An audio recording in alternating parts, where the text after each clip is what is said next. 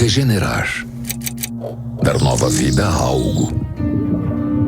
Melhorar. Restaurar. Ressignificar. Regerar. Gerar outra vez. Nós existimos para regenerar. Regenerar o planeta A. Porque não existe planeta B. Ambipar. A líder em gestão ambiental. Talvez você já invista e nem saiba. Tem gente que investe na coragem, na imaginação, no orgulho, na reinvenção, no recomeço. Só transforma o mundo quem investe. E você, tá investindo em quê? XP. Investir transforma. Bom dia a todos. Eu estava aqui pensando que é a primeira vez que nós vamos fazer um evento de perspectivas no qual nós não temos exatamente a noção do que acontecerá no ano que vem. Da primeira vez que a gente fez, era uma troca de governo Michel Temer para Jair Bolsonaro. Não é exatamente uma grande revolução em termos macroeconômicos, mas sim dentro do cenário político. Agora, de Bolsonaro para Lula é uma diferença muito grande. Então, eu tenho a impressão que é extremamente natural que todos estejamos em dúvida, todos estejamos, de uma certa forma, inseguros, até por conta do passado das gestões petistas e do que pode acontecer ou não dentro dessa nova administração.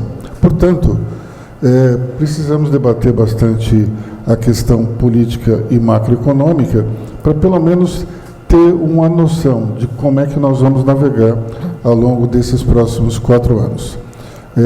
Acredito que, dessa vez, a questão política era muito mais importante, porque nós temos, dentro do nosso cenário, pelo menos aqui no Brasil, algo que é bastante difícil de prever.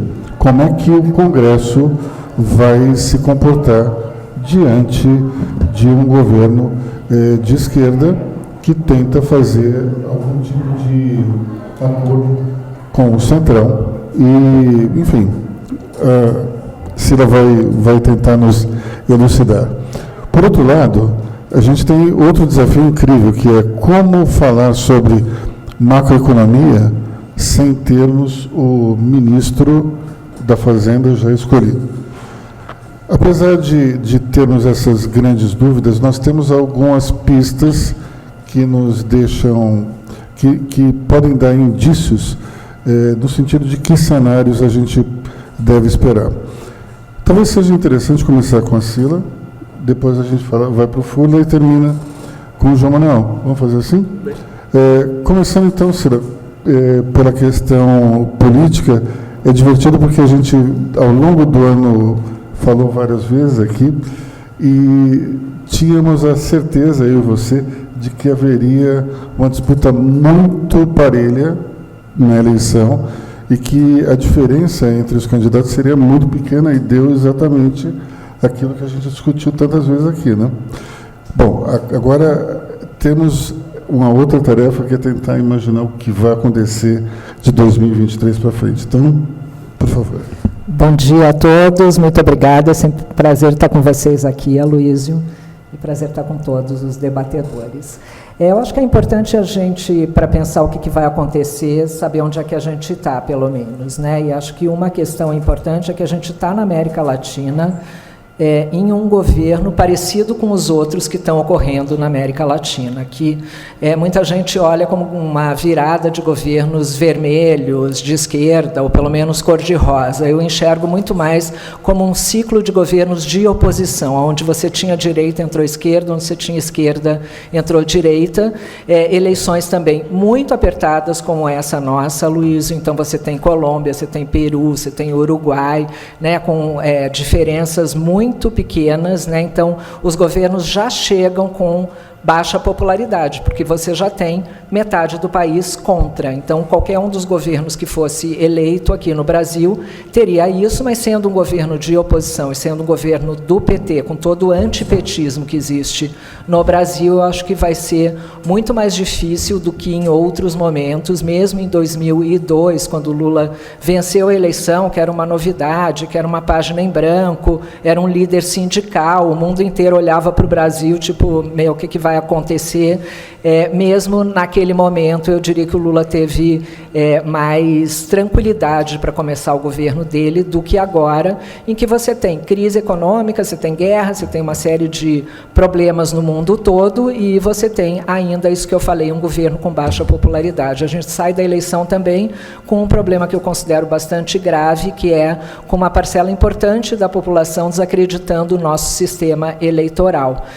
Então, a gente faz pesquisa desde 2018 sobre esse tema, e o último dado que eu tinha, a gente já encontrava cerca de 30% das pessoas que não acreditavam mais no nosso sistema eleitoral, o que é muito grave, eu diria, muito sério para ser encarado aí para frente, porque a gente vive numa democracia, a gente vive de eleições, isso não é um bom sinal. E a gente tem ainda uma população bastante descrente da política, né? Você vê um esgotamento das pessoas com relação à política, a gente percebeu isso muito claramente no segundo turno, né? Você tinha ali os eleitores absolutamente decididos, eles não estavam debatendo a respeito, né? Eles estavam já resolvidos a votar e acabar com aquilo. Então, acho que você ainda tem esse sinal. Com relação ao governo Lula, eu enxergo muito mais que ele vai se concentrar em temas que ele vai procurar, usaria aqui uma palavra, desfazer o que foi feito no governo Bolsonaro, mas não na economia. Eu acho que vai ser muito mais em outros temas. Acho que meio ambiente vai ser importantíssimo, ele vai se dedicar muito a isso. Acho que o Lula vai se dedicar muito a viajar pelo mundo, trazendo também esse tema do meio ambiente, que Bolsonaro, né, foi um governo muito mais isolado com relação a essas duas questões, tanto internacionalmente quanto na questão do meio ambiente. Acho que vai se dedicar muito a desfazer também, ou a refazer, acho que refazer seria uma palavra melhor, temas como educação, saúde, temas sociais. Eu acho que ele vai se mover muito melhor nisso tudo do que especialmente em economia ou em reformas. Eu acho que aí ele vai ter que muito mais administrar. O que tem aí, hoje a gente tem um Congresso muito forte, a gente já passou a ter um Congresso forte a partir ali da metade do governo Bolsonaro, um Estado em que o Executivo é mais fraco do que o Legislativo, né, dentro dos nossos pesos e contrapesos, o Executivo ficou na mão, digamos, né, do Legislativo. Lula encontra já essa situação, tanto é que já negocia para a continuidade ali dos presidentes das casas. Então, acho que é uma situação muito diferente para Lula também, mesmo ele já tendo negociado com o Centrão, mesmo, né, o PT já tendo negociado com um Congresso não tão parceiro, é uma situação bastante diferente, inclusive porque o orçamento está lá, o governo tem pouca mobilidade no orçamento hoje. É claro que a gente tem aí essa decisão do STF com relação especialmente às emendas dos relatores, né, do relator, aliás, que vai ser muito importante para saber da continuidade do governo Lula. Então, corroborando aí com o que você falou, Aloysio, além da gente não saber quem vai ser a equipe econômica do governo, a gente ainda tem todas essas questões em branco que a gente vai saber aí talvez até o final do ano, né? Com relação, acho que à economia, a equipe econômica, acho que está bastante claro, primeiro, que este é um governo de coalizão, né? Um governo muito diferente do que saiu, é um governo de maior frente ampla, eu acho que o PT já encarou, então ele está negociando aí com partidos aliados, ele está abrindo mão, os partidos que não eram exatamente oposição ao Lula já estão conversando. Então, um governo típico de coalizão, um governo bastante tradicional na política, e com o ministro, né, isso está claro que o Ministério da Economia vai voltar a ser o que era. Então, você vai ter Ministério do Trabalho, você vai ter Ministério de Pequenas e Médias Empresas, você vai ter Ministério da Indústria, você vai ter Ministério do Planejamento, o que é uma característica também do Lula. Quem acompanhou de perto os outros governos Lula, é ele que lidera, né? O Ministério da Economia é dele. dele, é muito diferente de ter um posto Ipiranga. Então, acho que tem essa dúvida, mas ele vai precisar, ao meu ver, já indicar todos esses ministros ao mesmo tempo e não só o ministro da Fazenda, como foi em outros momentos. Aliás, lembrando que em 2002, o nome mais importante que Lula tinha que indicar não era nem a Fazenda, era o Banco Central, né? Hoje a gente tem um Banco Central independente, numa situação, eu diria, mais tranquila nesse sentido. Então, acho que para começar é isso que eu queria acrescentar, vou dar aqui espaço para os meus colegas de bancada. Vamos lá, Fulano. Eu posso falar de acordo com o gosto do freguês, mas como tem gente que é muito melhor do que eu aqui para falar, Sila, eu vou falar em 5 minutinhos. Primeiro, agradecer você, Luísio, e a nossa amiga Cris por terem criado a Money Report, que faz um belíssimo trabalho de levar informação de qualidade para as pessoas e promover debates como esse. Segundo, é uma felicidade ver grandes amigos aqui que eu admiro muito, tá aí Ricardo Roldão, Daniel, que é um cara que eu conheço já há muito tempo, quando no início da XP ele me recebeu lá, num cold call que eu queria aprender sobre imóveis AAA, então ele me ensinou sobre isso, então é uma alegria estar aqui com vocês. Vou tentar fazer um pouco do que a Sila fez, falar de onde a gente estava, para onde a gente vai, talvez, né, porque no mercado a gente é pago, Sila, para mudar de opinião todo dia, né, então todo dia a gente está olhando as coisas e mudando de opinião, é a beleza do nosso trabalho. A gente ali em 2020 viveu uma crise do Covid, onde ninguém, Felipe, sabia como resolver. E existe uma teoria na economia que chama helicopter money, né? Quando você não sabe o que você faz, você dá dinheiro para as pessoas que você acredita que isso vai resolver o problema. E isso foi feito.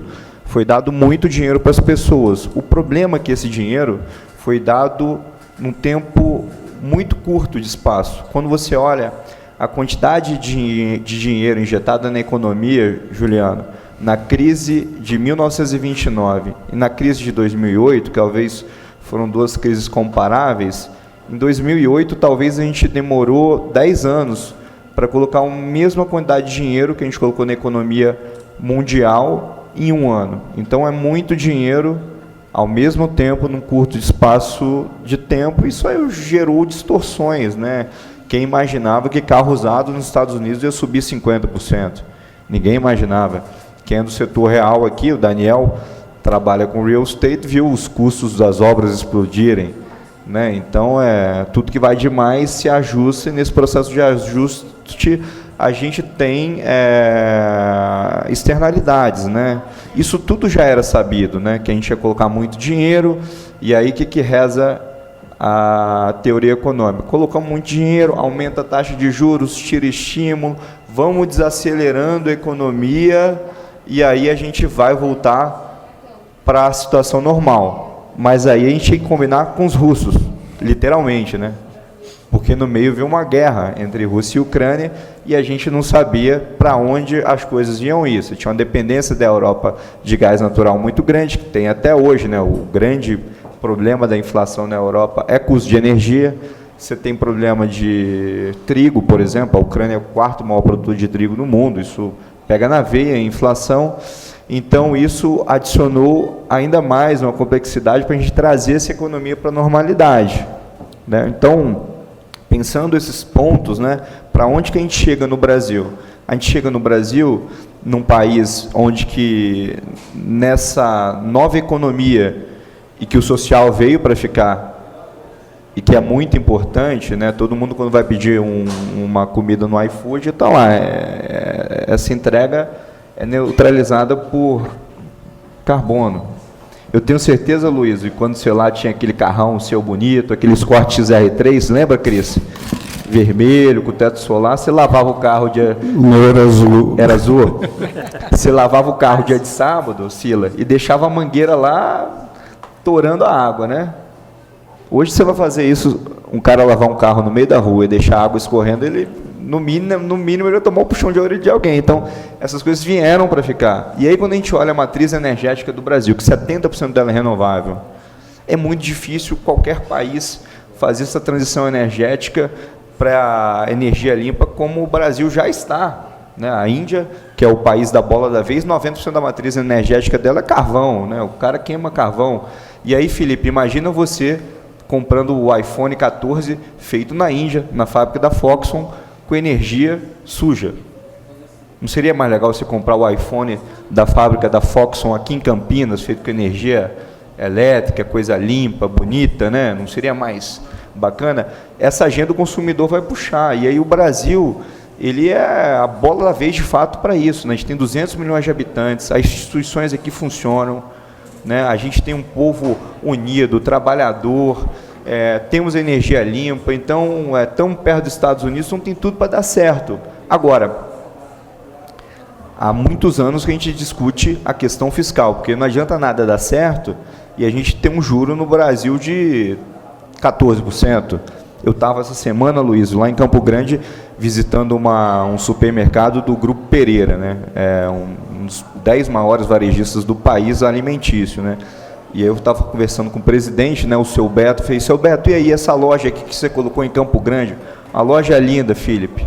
Falei, investimento de 120 milhões. Eu fiquei pensando, 120 milhões de reais, a IPCA mais 6, né? 6% de juros real sem fazer nada. Então, assim, o empresário brasileiro, nós aqui, somos muito ousados e malucos, né, Juliano? Porque, realmente, quando a gente vê um juro real desse tamanho, não dá vontade de fazer nada. E como que a gente conserta o juro real? Igual nas nossas casas, né? A gente tem que cuidar das despesas para os nossos credores, né? No caso, os bancos, baixarem o juro e aí tudo mais vai acontecendo. E esse é o momento agora que a gente discute a PEC da transição, e é um momento muito delicado, porque a gente ontem, na Comissão de Justiça, na CCJ, aprovou-se 145 bilhões de reais, né, de extra-teto, que a gente chama, mais 23 bilhões de reais de receitas excedentes quando você tem excesso de arrecadação, né? Então não foi 145, foi 145 mais os 23, que dá próximo dos 175 bi originais, né? Mas mais que isso, Aloysio, uma coisa que pouco tem se comentado, Daniel, é que nessa PEC tem um artigo que muda o novo arcabouço fiscal, que ele passa de PEC para projeto de lei. Isso, para quem não é da política, soa estranho. No APEC, você tem que ter 3/5 do Congresso para aprovar. Então, você tem que ter uma discussão, um consenso muito maior. Num projeto de lei, é maioria simples, ou seja, e mais que isso, a PEC ela tem que ter o mesmo texto no Senado e na Câmara.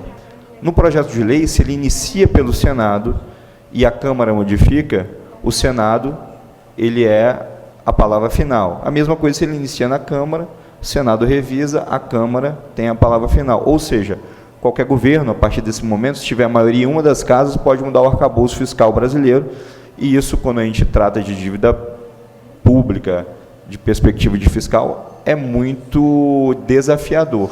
Então, a gente entra num Brasil promissor, mas, como sempre, Aloysio, cheio de desafios. Obrigado a todos e a todas. Estamos aqui para poder escutar também, que tem um público que sabe muito mais que eu. Obrigado, Fula. Vamos lá, João Manuel. Eu tenho certeza que a tua parece ficar mais na questão macroeconômica. E posso arriscar que você vai falar do dólar? Ele vai falar quanto que o dólar vai fechar no final do ano, Luiz? Eu vou vender uns palpites aqui para ver se... Fazer um bolão, talvez, né? Época de bolão. Bom dia, pessoal. Prazer estar aqui com vocês mais uma vez. O desafio de falar de retrospectiva é sempre uma coisa que a gente tem no nosso dia a dia, né? Principalmente quando chega final de ano, essas coisas, fazer budget, orçamento, olha para trás, olha para frente. E quando a gente olha para a economia brasileira, ela é um grande desafio, né? A gente começou o ano, por exemplo, imaginando um IPCA por volta de 5%, e estamos fechando com ele por volta de 5,90, 6%, tem alguns ajustes ainda, mas nessa faixa, né? E olhávamos para 2023 com o IPCA por volta de 3%, 3,36% era o boletim Focus do Banco Central, hoje ele já divulga 5%, dizendo que a inflação vai continuar muito forte e isso é muito difícil. O PIB, então, foi uma coisa muito interessante. Eu me lembro que em maio eu estive aqui e eu falei que o PIB ia dar uma virada e realmente deu. A gente começou o ano com uma estimativa de 0,28, quer dizer, zero de PIB, nada de PIB. E estamos encerrando com o ano com um PIB de 2,80, 2,80 e alguma coisa, maior que o da China ainda, inclusive, né? Eu acho que é uma coisa bem interessante. E quando olha para 2023, a gente de novo vê um pessimismo muito forte, que é de 1,70 para o PIB, era visto em janeiro de 22, e para 23, hoje, o Banco Central já projeta 0,5%. Eu acho uma coisa muito aterrorizada, mas tem o seu sentido. A inflação, como o meu companheiro falou aqui, é uma coisa que ninguém sabe o que vai acontecer. Muitos países estão tendo dificuldade em lidar com isso ao redor do mundo e é uma incógnita, você não sabe realmente. O americano está tendo que conviver com inflação, que era uma coisa que eles tinham desaprendido de viver, né? Uma taxa de juros hoje nos Estados Unidos de 4,25 é uma coisa assim que eles não sabem administrar e viver. Falando em juros, né, a Selic no Brasil, a previsão inicial do ano era 11,75. E nós estamos encerrando o ano com 13,75, com uma tendência de subir mais um pouco para ajustar. E isso é muito ruim. Para 2023, a perspectiva é que continue uma taxa alta, por volta de 11,5% do próprio Boletim Focus. E o câmbio é uma grande incógnita, né? Eu me lembro que eu falei que ele ia girar em torno de 5,30 e 5,70 em 2022. Eu fui ver lá a retrospectiva que eu tinha falado e até brinquei com o pessoal da minha tesouraria, e falei assim, pô, devia ter apostado mais, né? E tínhamos uma estimativa de chegar com um dólar de 5,60 ao final de 2022 e estamos encerrando o ano na casa de 5,25, 5,30, que é bem mais baixo. Mas isso tem alguns fatores que eu queria comentar rapidamente que eu acho que são importantes. Neste governo Bolsonaro houve uma coisa importante para a economia, que foi a independência do Banco Central. Com isso ele pode mexer em fundamentos e outras coisas sem ter a dependência política do próprio ministro da Economia ou do presidente no seu dia a dia. E é uma incógnita que vê qual vai ser a convivência, né, ou a relação entre essa independência do Banco Central e o governo que está assumindo, né?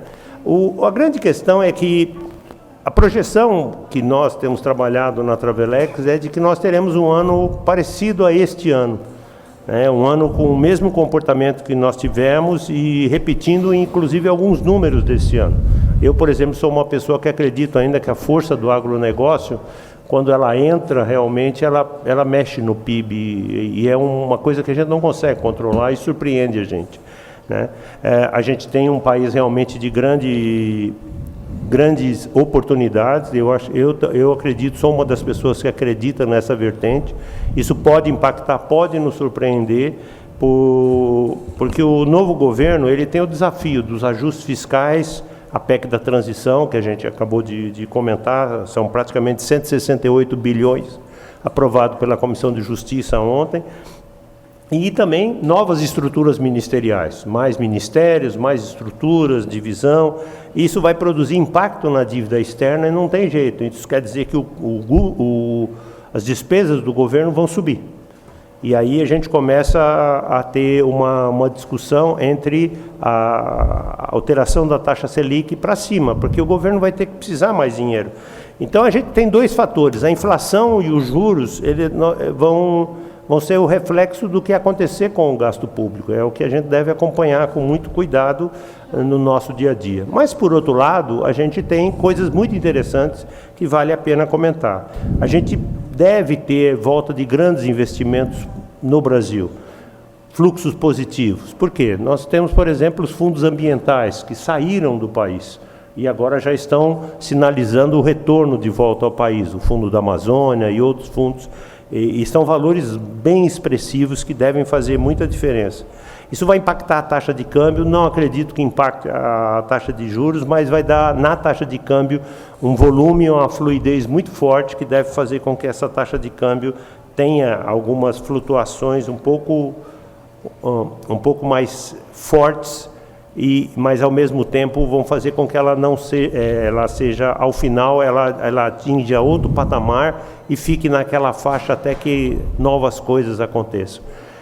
Ontem à noite falava com um investidor em Nova York e ele me comentou uma frase que eu tenho escutado muito quando falo lá fora, é que o pessoal tem falado que o Brasil realmente é a bola da vez e que as coisas aqui estão muito baratas, né? Então, essa visão é uma visão interessante, mas eles querem ver o que vai acontecer, principalmente no começo do ano, com o atual governo, ver qual é a toada, a falta de definição de um ministro da Economia, de que política vai ser adotada, porque só se fala em social. Então, isso é uma coisa que tem feito com que eles esperem ou retardem as suas decisões com relação ao Brasil, mas estão todos de olhos, olhando isso daí. E para encerrar, então, a gente está vendo, atendendo ao pedido do Aloysio aqui, Aloysio, nossa visão lá é que a gente deve continuar com uma taxa de câmbio girando igual ao que girou esse ano. Ela deve flutuar entre 5,30 e 5,70, com muita força e momentos em que ela vai subir muito rapidamente e momentos que ela vai descer muito rapidamente, porque quando a gente olha os números na macroeconomia, eles estão muito parecidos. Então, a gente não, olhando essa independência do Banco Central e a forma hoje como ele lida com os instrumentos monetários de forma independente do Ministério da Economia, a gente acredita que isso vai ser algo parecido ao que a gente teve na última retrospectiva que eu tive aqui. Mas a gente ainda tem muita coisa a definir, muita coisa para ver. Eu acho que o dilúvio está passando, deixa acabar de passar para a gente ver como é que fica o jardim. Bom, antes de passar a palavra para os nossos queridos debatedores, eu vou fazer uma pergunta para cada um, começando por você, que é o seguinte: como é que a gente vai ter números parecidos com o desse ano, gastando tão mais como a gente deve gastar com a PEC da transição? Tem algumas coisas interessantes, porque parte desse dinheiro da PEC ele já tinha reservado no orçamento. Quase o número agora de 168 nos dá a dimensão. Se eu não me engano, eu não tenho o número certo aqui, mas ele tinha perto de 70, 80 bilhões no orçamento desse ano para atender o Bolsa Família. Então, na verdade, é a diferença. E nós estamos tendo um excedente de arrecadação maior do que os 23 bilhões que eles estão cedendo. Então, a gente vai ter uma pressão, mas o valor vai ser muito menor do que o previsto. Por isso que a gente defende que os números serão parecidos. Uhum. Fulano, você acho que é uma das pessoas que eu conheço que mais viaja pelo Brasil. E eu queria te perguntar, dessas tuas andanças, você acha que o Brasil do interior está melhor do que o Brasil urbano? Eu acredito muito que o empresário brasileiro, e quando eu falo o empresário brasileiro, eu não estou falando só do grande empresário, o Aloysio. Tem um dado interessante que em 2014 e 2015 a gente tinha 10 milhões de empreendedores no país. Hoje, em 2022, a gente bate lá próximo de 24 milhões de empreendedores que empregam no Brasil quase 65 milhões de brasileiros e brasileiras com carteira assinada. Aliás, a empresa que a gente está aqui hoje fazendo esse bate-papo, o WeWork, ele foi criado para receber empreendedores que saíram dos seus empregos e criaram suas próprias companhias. Então, existe um Brasil aí que ele tenta passar longe dessa confusão que a gente está vivendo fiscal, econômica e política. Ele é o Brasil do empreendedor raiz, que ele vai para cima, ele tenta entender o cliente, ele tenta fazer aquilo que está no controle dele para poder fazer o seu negócio virar. Agora, é obviamente que essas pessoas assistem TV, lê jornal, segue Instagram. Então, é normal que, neste momento, e aí que a gente fala, o que vai fazer o país crescer?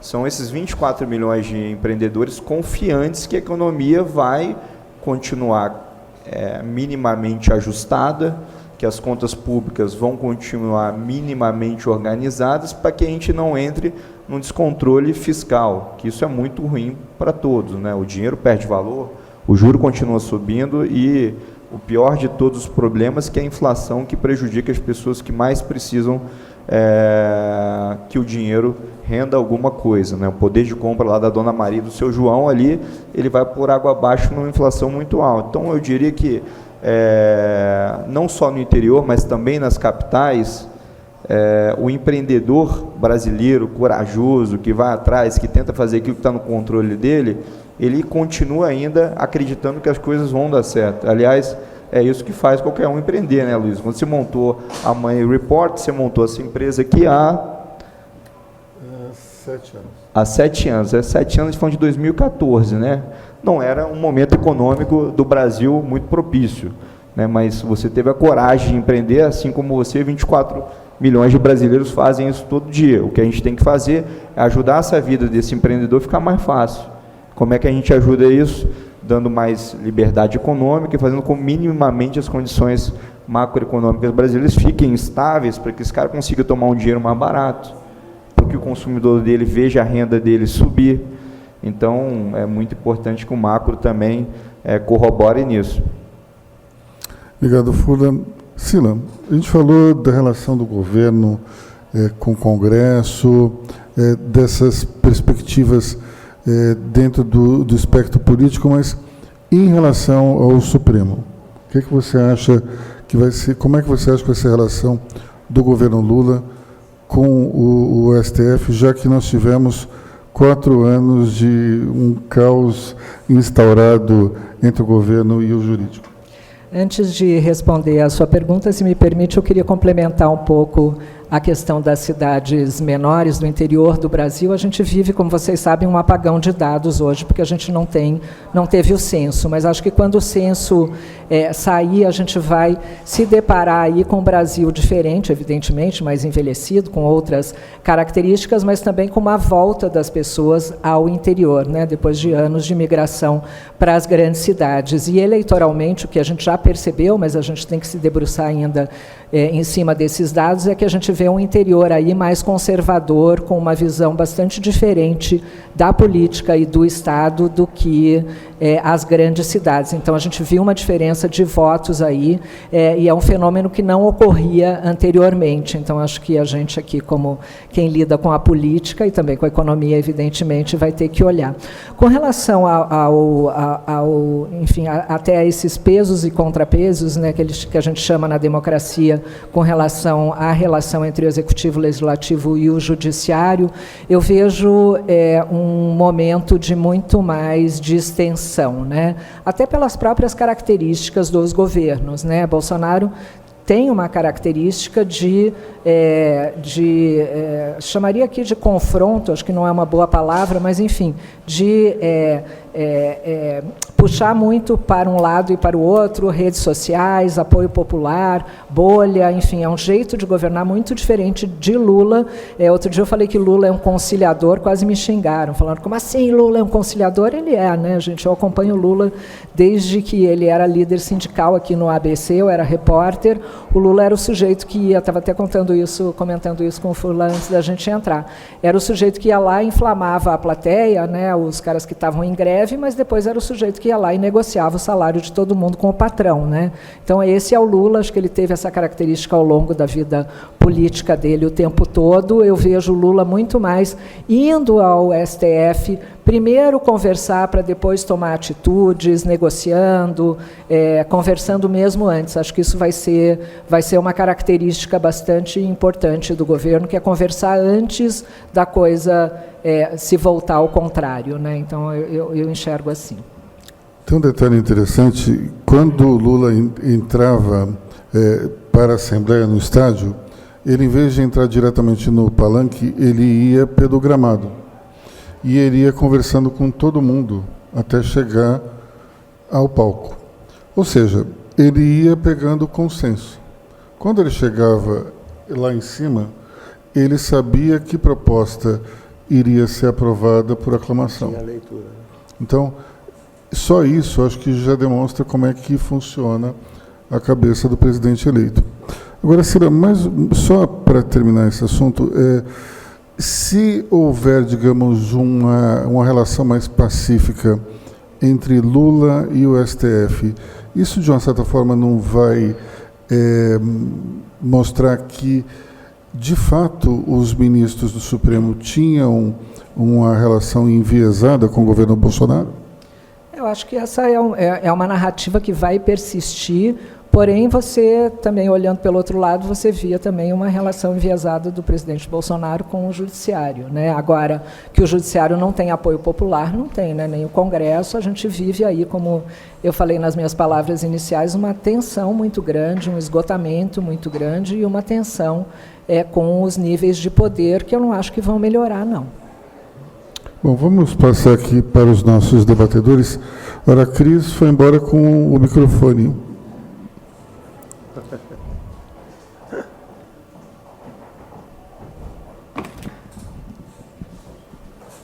Vamos começar aqui pelo Daniel Sherman, que está na ponta. E o Vitório ficou sem microfone.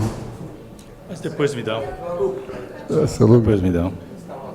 Daniel, você primeiro, então.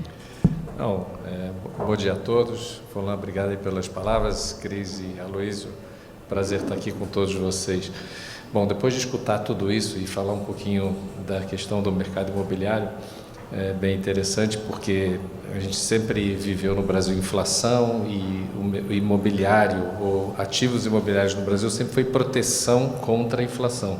Parece que a gente está voltando para esse momento. Meu filho está estudando agora em Londres e está fazendo um trabalho sobre inflação. E a gente estava comentando, óbvio, que a inflação nos Estados Unidos e Europa está maior do que aqui no Brasil. E eu achei um artigo, só uma curiosidade, achei um artigo de 1994, que eu estava na fila da ponte aérea no Rio de Janeiro e fui entrevistado pelo Wall Street Journal falando sobre inflação no Brasil. Que eu era um jovem de 24 anos e que tinha 4 cartões de créditos para poder comprar e pagar sempre 30 dias depois. Então foi interessante lembrar um pouco desse momento e até olhar que a gente está num momento completamente diferente.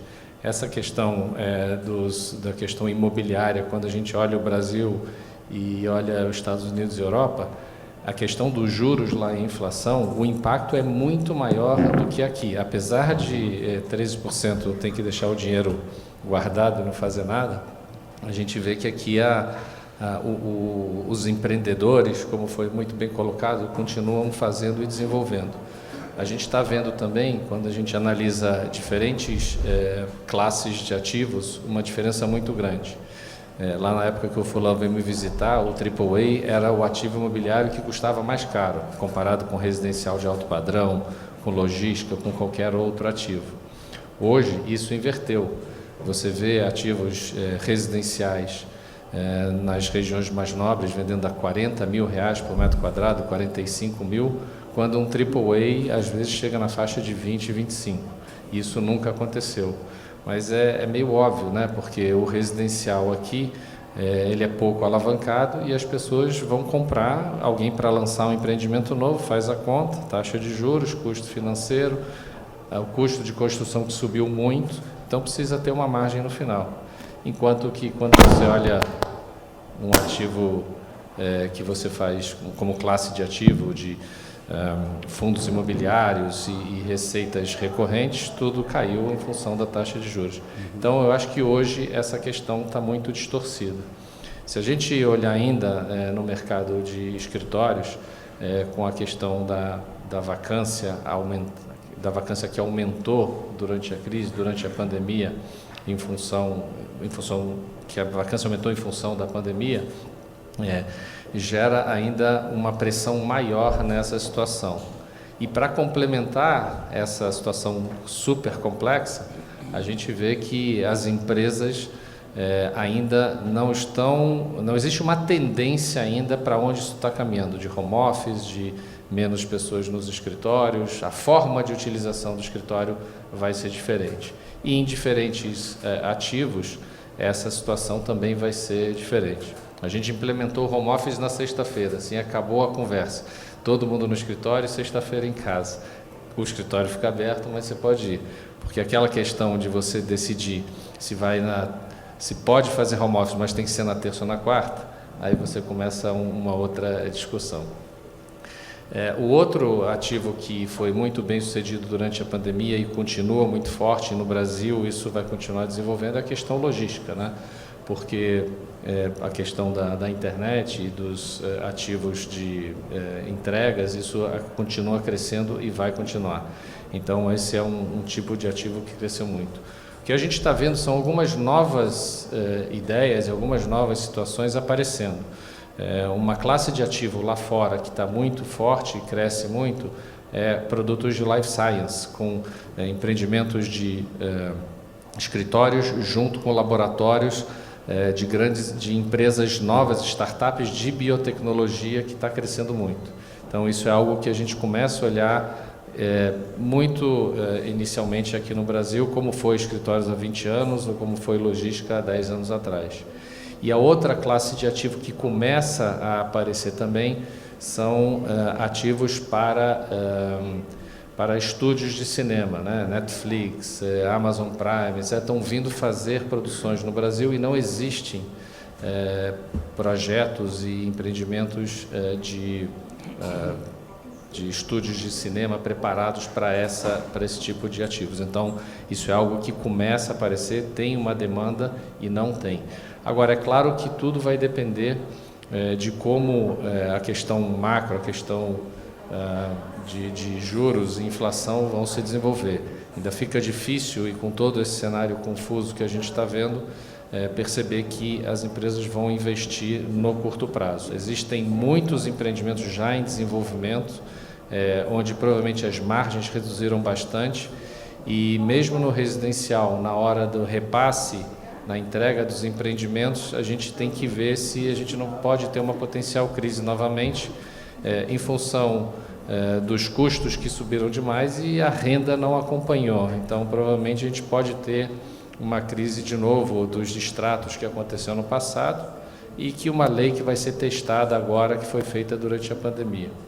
Então, eu acho que o mercado está muito complexo, muitas incertezas, mas real estate, quando a gente olha mesmo para a proteção contra a inflação, ele acaba acompanhando isso no longo prazo, mas no curto prazo ainda existem muitas distorções. Obrigado, Daniel. Agora que você falou dos 4 cartões de crédito, eu lembrei, a Cris lembra dessa época também, né? Eu lembrei que eu também tinha 4 cartões naquela época e aconteceu uma coisa incrível. Eu acho que o Vitório deve lembrar também. Quando eu tinha 25 anos, eu pegava o Olerite da Editora Abril, o meu salário era uma coisa assim do tipo 10 milhões de cruzados, não era uma coisa assim absurda, tinha zero até dizer chega, mas como é que um repórter ganhava 10 milhões de alguma coisa? Era uma situação absolutamente maluca. E eu lembro de ter escrito nessa época que a hiperinflação era aquele fenômeno no qual, se você pegasse uma ponte aérea para o Rio de Janeiro ou um táxi da Faria Lima até o Tatuapé, a hiperinflação fazia com que a ponte aérea ficasse mais barata do que o táxi, porque afinal de contas você pagava antes e o outro você pagava depois. Enfim, essas loucuras que aconteceram aqui no Brasil. Depois eu vou te mandar a reportagem que eu tenho ainda, vou te encaminhar para você ver. Vitório, por favor. Muito bom dia a todos, prazer estar aqui com vocês. E eu vou falar de perspectivas e não de retrospectiva, né? E de perspectiva sob a ótica de um cidadão empreendedor e sob a ótica de quem lidera uma empresa que faturou 1 bilhão e 400 milhões esse ano e investiu 350 milhões. Então, uma ótica do sentimento que eu tenho hoje, o sentimento de curto prazo, o sentimento de longo prazo. Como cidadão, sou um liberal, com uma preocupação social bastante relevante, e eu tenho um sentimento de frustração tremenda com a situação que a gente está vivendo.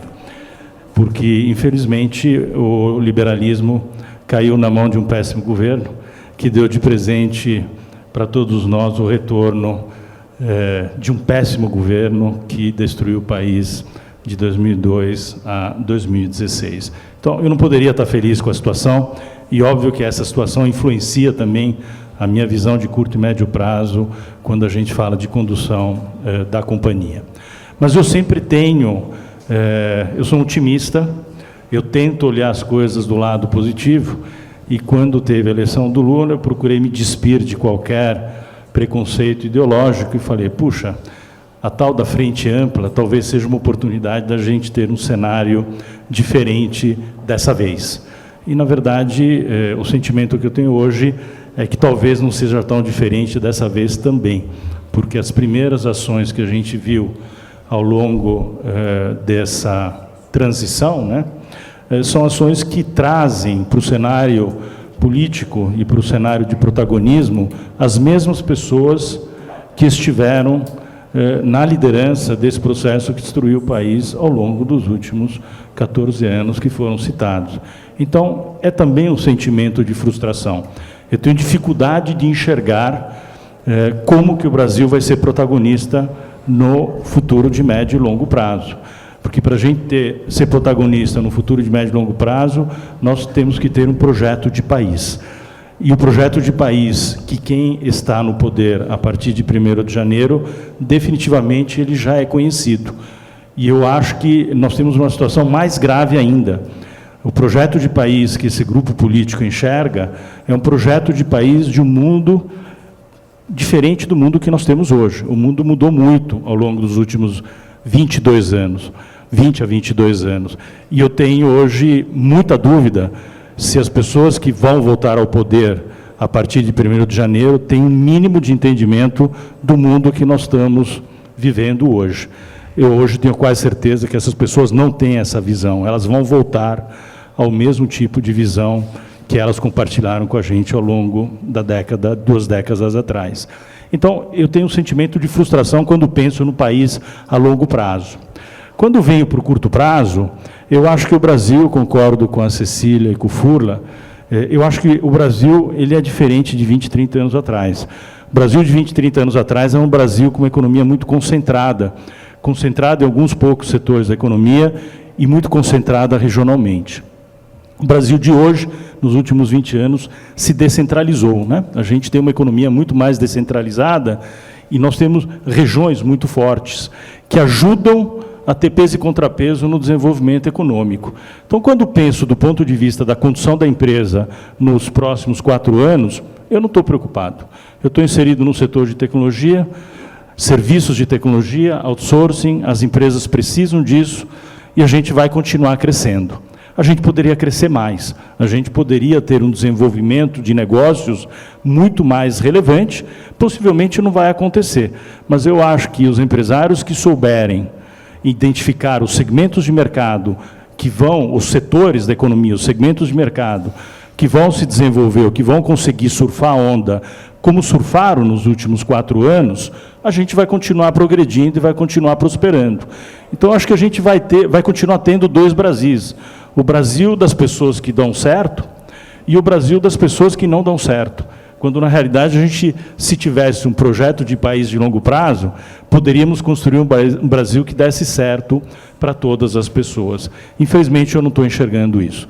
Eu estou vendo mais do mesmo e essa insegurança do ponto de vista econômico que está sendo gerada nesse governo de transição, ela não é boa. Haja vista que nós estamos, nos últimos 45 dias, discutindo como será o novo governo, quando, na verdade, a gente já deveria saber, né? O novo governo toma posse dia 1º de janeiro. Nós já deveríamos ter uma pauta e uma agenda que tivesse clara de como que os novos governantes vão conduzir o país, a gente ainda não tem. Nós estamos discutindo como será, né? Então, isso é muito ruim. Nós deveríamos estar otimistas, dando uma chance para o novo governo. Mas a própria insegurança que o novo governo está gerando, está deixando essa intranquilidade para o empresário, para a sociedade e, por que não, também para as pessoas menos favorecidas hoje. Bom, aparentemente nós conviveremos com essa insegurança até o dia 12, que é o dia da diplomação, né? Renato Oshman, por favor. Bom dia a todos. Cris, Luiz, obrigado mais uma vez pelo convite. E dizer para vocês, estou lembrando a frase do Tom Jobim, quando ele dizia que é bom e é ruim morar fora, né? Para não dizer outra palavra que ele usou, mas é bom participar de um debate desse, com um time craque em cada um no seu setor, foi muito bom, ilustrativo, e é ruim porque quando a gente é o último a falar, para manter esse nível da conversa. Mas o que me vem assim em mente para trazer a todos, para reflexão, é de que todos esses assuntos eles estão interrelacionados, né? Todo, economia, política, parte financeira, investimentos, né? E o contraponto do Danés de estar um pouco cético em relação ao futuro do Brasil, acho que tudo isso aí está interrelacionado. Eu queria chamar a atenção de um ponto e falar assim pelo lado pelo viés do meu trabalho, área de negócio, área jurídica. Todos esses assuntos eles esbarram numa condição, olhando o Brasil como um país importador de capital, como nós somos e temos tradição, que chama-se segurança jurídica. Um país sem segurança jurídica, não há investimento, não há crescimento, não há social, não há política, não há economia, investimento que se sustente. Então eu queria chamar a atenção, porque todo início de governo, né, que nem o regime prometido em todo final de semana. Segunda-feira eu vou começar o regime, quando começa bem, chega a quinta, sexta, já esfarelou, porque tinha jantar com amigos e tal. Então, às vezes na própria terça-feira. Na terça-feira ou na segunda. Experiência própria? Total. Segunda noite, né, Luiz? Segunda noite. Dá aquela faminha. Segunda tarde. Segunda noite é balanço. Então vamos começar domingo à noite com a pizza. História da minha vida. Então o que acontece? Início de governo é assim, fica um entusiasmo, essa questão vai acontecer isso, depois vai diminuindo. E tem algumas questões, e esse ceticismo do Danese até é importante nesse ponto específico, né, para não ficar num oba-oba, e olhar bem claramente quais são os needs que a gente está enfrentando. Mas o que eu acho que é importante, o Brasil precisa de uma coisa que é fundamental para a segurança jurídica, né? Reformas, né? Reforma política, que se fala que é o regime do fim de semana, e a reforma tributária, que é o regime de todo final de semana, de todo ano, de toda semana. Então o Brasil hoje enfrenta um quadro cinza, preto, quer dizer, tem uma parede, o investidor não sabe, nós não sabemos o que vai ser, se vai ter essa reforma fiscal ou não, que é muito importante, que a parte, tudo que nós estamos falando esbarra também nisso, quer dizer, o investidor estrangeiro não vai vir para cá sem saber se o dividendo dele vai ser tributado ou não, se vai ter alguma restrição. Por exemplo, o setor agro, que está bombando, tem determinadas premissas que não se sabe o impacto tributário de uma reforma, e talvez o mercado mais importante que nós temos hoje no Brasil. O Brasil pode ser o primeiro do mundo nessa área, em terceiro lugar, pode ser o primeiro disparado, né? O mundo vai depender do Brasil em termos de alimentos, né? Tem um empresário asiático que conversou, falou: se o Brasil não nos mandar comida, nós vamos ter que comer nota de $100, porque nós só temos dinheiro. Né? Então, o mundo vai ser dependente do Brasil se a gente apertar isso, mas a parte de reforma tributária é muito importante. Se vai ser tributada herança, se não vai ser tributada herança, vocês veem o movimento sempre quando há uma troca de governo, de uma exportação de bens, né? O cara já manda dólar para fora, já vai comprar imóvel lá fora. Quer dizer, isso não é bom para o país. Então, nós precisamos ter uma transparência, um caminho claro e ter essas reformas que são imprescindíveis. Do contrário, nós vamos ficar na mesma, sendo colonizados, né, não pelo estrangeiro, mas pelo legislativo e pelo judiciário, através das demandas, legislações que são criadas como uma colcha de retalho, e depois cai tudo no judiciário para ser decidido em apenas 20, 30 anos. Né? Então, eu acho que essa questão da reforma tributária é muito importante. Se fala muito da questão da guerra fiscal, que é a briga entre os estados, onde favorece determinadas vantagens tributárias, mas digo para vocês, isso tem no mundo inteiro. Nos Estados Unidos existe isso também, né? Essa vantagem de alguns estados concedem às empresas que se estabelecem em determinado estado. O que nós temos que melhorar é essa relação de reduzir a carga tributária federal, estadual, municipal, né? Que é uma coisa que ninguém entende, né? Nem os especialistas entendem, e que não dá conforto para o investidor estrangeiro. Então, acho que essa reforma, além disso, obviamente, a reforma política, né? Que já se fala há muitos anos, e eu acho que a grande questão, o Brasil teve, nós tivemos, só voltando um pouquinho esse ano, nós tivemos um primeiro semestre de negócio muito bom, muito importante. O segundo semestre, obviamente, afetado por questão estrangeira, guerra fora, tivemos a eleição, agora a Copa do Mundo, quer dizer, andou de lado. Agora, eu acho que uma coisa, eu acho que, assim, olhando para frente, né, eu sou mais otimista, Eu acho que o Brasil sempre vai ser visto como uma oportunidade de negócio. Obviamente, quando troca governo, o investimento estrangeiro ele é tímido no início, mas depois ele começa a prosperar. Tem uma questão, eu acho que quando, assim, de perspectiva, acho que é muito interessante a gente falar o que a gente não deve se surpreender se acontecer, né? A gente não sabe o que vai acontecer, mas talvez o que a gente não surpreenda. Por exemplo, a gente está num processo, para quem vê, de empresas brasileiras que estão abrindo capital fora, tá? Que estão virando. Continuam como empresa brasileira, mas que estão fazendo aberturas de capital em Nasdaq, que tem as operações de SPAC, follow-on, tem uma série de colocações no mercado financeiro, e não se surpreenda se as companhias fortes brasileiras forem as colonizadoras de alguns segmentos fora. Eu estou muito positivo em relação a essa situação, tá? E não só de lá para cá, até porque lá também está muito difícil. A gente sempre olha, puxa, será que vou investir? Está muito difícil lá fora.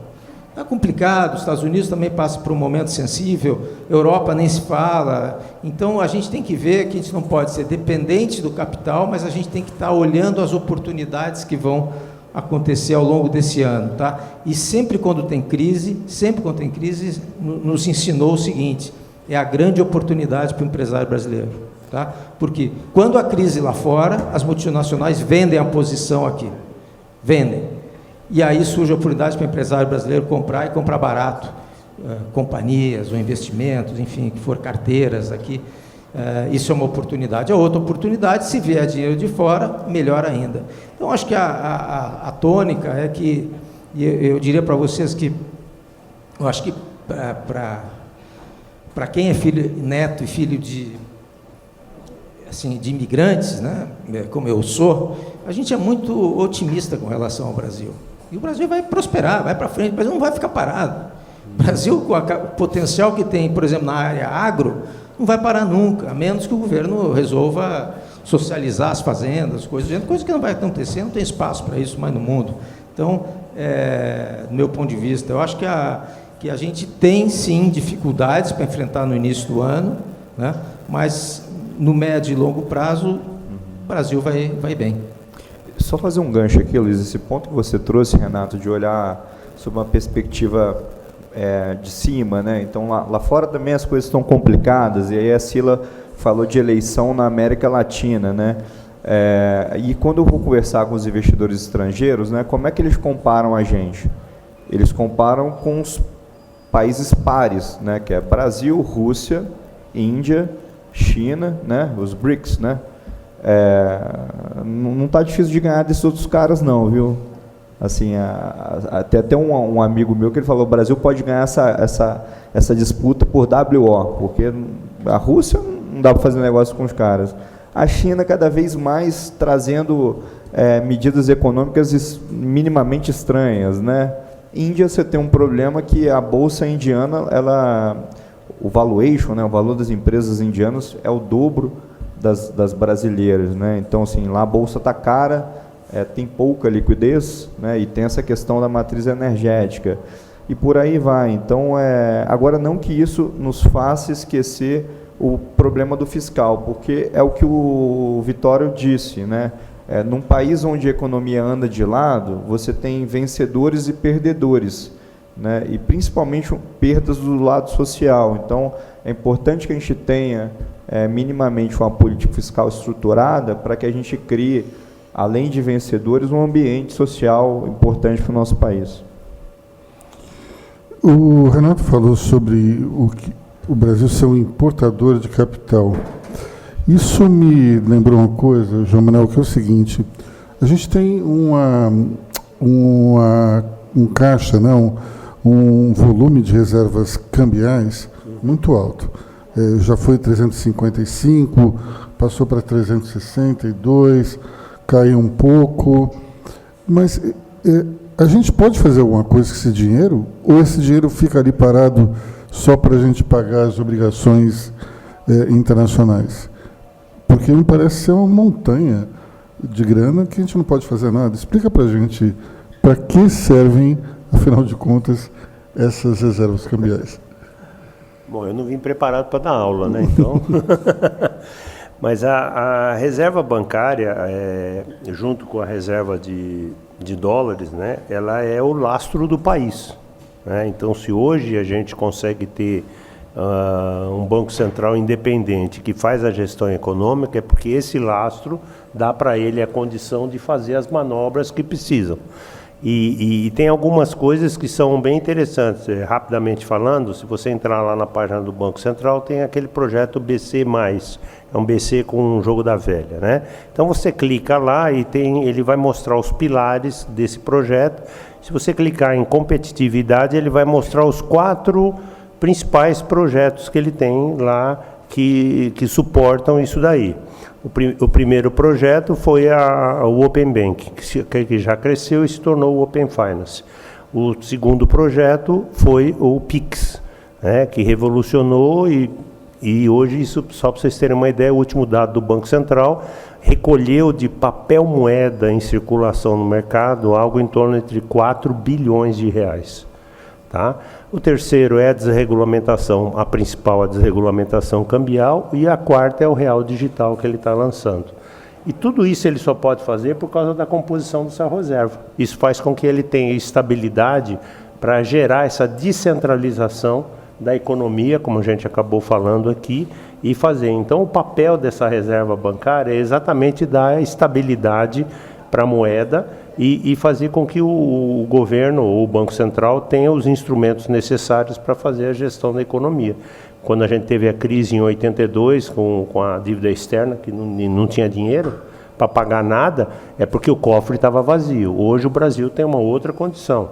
Agora, esse não é um dinheiro que o governo pode chegar lá e pegar e sair gastando, porque ele está separado e é uma condição que ele não pode mexer nesse dinheiro. Pelo menos desse não, né? Desse não. Sila, para a gente encerrar aqui, até quando vai o protagonismo de Geraldo Alckmin? Essa é boa, hein? Essa é boa mesmo. Eu acho que vai continuar. Eu vejo, né, eu falei que eu acho que o presidente eleito vai viajar muito. Eu vejo o Geraldo muito como um gerente aí do governo. Ele é muito jeitoso, né? A gente conhece ele muito bem daqui de São Paulo, e eu imagino que ele vai ter esse papel e um papel, de novo, de um vice que mais ajuda, né, como Marco Maciel, né, que me lembro bem. Eu estou aqui falando coisas que parece que eu sou muito velhinha, não sou, gente. Um pouquinho só. Não, mas eu acho que ele tem muito essa característica, Luiz, e acho que, não acredito que ele vá ser ministro, acho que quando ele negociou lá no começo era para ser ministro, mas acho que ele acabou, vai ter um papel muito maior até do que estando em um ministério, muito menos no da Fazenda, que acho que talvez fosse uma solução simples para acalmar o mercado, mas acho muito difícil, porque você não pode demitir o seu vice e nem colocar todo o dinheiro na mão do seu vice, né? Então, acho uma decisão um pouco complicada essa de colocá-lo na Fazenda, mas vejo ele já com esse papel que ele está tendo, né, de ali liderar a transição, acho que continua. Com relação às reformas que o Renato também trouxe, o Furlan complementou, acho que a tributária é a que está na bola da vez, né? Acho que ali o projeto do deputado Aguinaldo Ribeiro está redondo ali para se olhar. Claro que ela tem muitos detalhes, tem muitas perdas e ganhos na tributária, ela é muito diferente da previdenciária, que estava nesse nível quando Bolsonaro ali assumiu e foi logo aprovada, mas acho que com relação ao IVA já está bastante maduro ali no Congresso, acho que isso vai ser um passo importante. Bom, então, agradeço a todos os nossos debatedores, nossos panelistas, e vamos passar para o próximo painel, então.